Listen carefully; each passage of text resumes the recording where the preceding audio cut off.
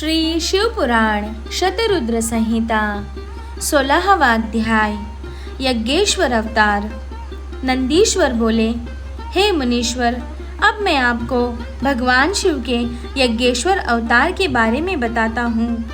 एक बार देवताओं और असुरों ने मिलकर सागर के गर्भ में छिपे अमूल्य रत्नों और धरोहरों को निकालने के लिए क्षीर सागर का मंथन किया।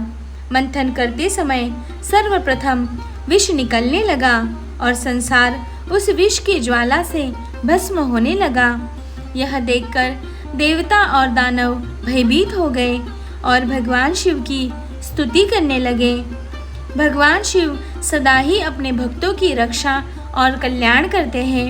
उन्होंने अपने भक्तों का दुख दूर करने के लिए उस विष को पी लिया।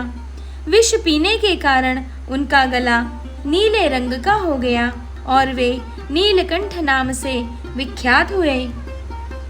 तत्पश्चात देवता और दानव नए उत्साह और जोश के साथ दोबारा समुद्र का मंथन करने लगे, जिससे अनेक बहुमूल्य रत्न, हीरे जवाहरात और अमृत का प्रादुर्भाव हुआ। अमृत निकलने पर देवताओं और असुरों में युद्ध होने लगा। तब राहु नामक असुर अमृत कलश चुराकर भाग खड़ा हुआ। यह दृश्य चंद्रमा ने देख लिया और उसका पीछा किया। विष्णु जी ने अपने सुदर्शन चक्र से उसकी गर्दन काट दी। क्योंकि उसने अमृत पी लिया था, इसीलिए सिर कटने के बाद भी वह मरा नहीं।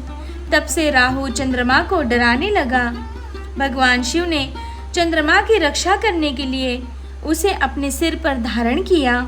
देवताओं ने असुरों से अमृत कलश छीन लिया और अमृत पान कर लिया। अब उन्हें अपने पर अभिमान होने लगा और वे अपने बल की प्रशंसा करने लगे।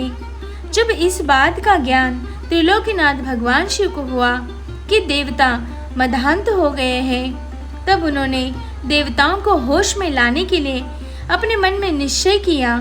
भगवान शिव यक्ष का रूप रखकर देवताओं के पास गए। देवता उनसे अपने बल की प्रशंसा करने लगे। देवताओं की गर्वपूर्ण बातों को सुनकर यक्ष रूप धारण किए भगवान शिव बोले, हे देवताओं, तुम्हारा यह अभिमान और गर्व झूठा है। सच्चाई यह है कि तुम्हारा निर्माण करने वाला स्वामी कोई और है। तुम गर्व में भरकर उसे भूल गए हो। तुम में अहंकार और अभिमान आ गया है। अब मैं तुम्हारे बल की परीक्षा लेता हूँ। यह कहकर उन्होंने एक तिनका धरती पर रखा और कहा कि हे बलशाली देवताओं, अपने पराक्रम और बल से अपने अस्त्र शस्त्रों का प्रयोग करके इसे काट दो। तब सब देवता अपने बल और पराक्रम को सिद्ध करने के लिए उस तिनके पर प्रहार करने लगे, परंतु सबके अस्त्र शस्त्र व्यर्थ हो गए। वे उस तिनके का कुछ भी न बिगाड़ सके। वह तिनका अपने स्थान से जरा भी नहीं हिला। यह देखकर सब देवताओं को बहुत आश्चर्य हुआ। देवता आश्चर्यचकित होकर एक दूसरे को देख ही रहे थे कि आकाशवाणी हुई।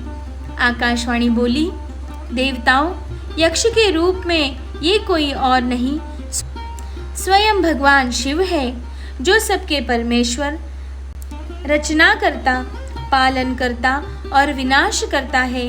आकाशवाणी सुनकर सब देवताओं को अपनी भूल का एहसास हो गया और वे यज्ञेश्वर भगवान शिव को प्रणाम करके उनकी स्तुति करने लगे। शिवजी ने यज्ञेश्वर रूप रखकर देवताओं का घमंड दूर कर दिया और सबको आशीर्वाद देकर वहां से अंतर्धान हो गए।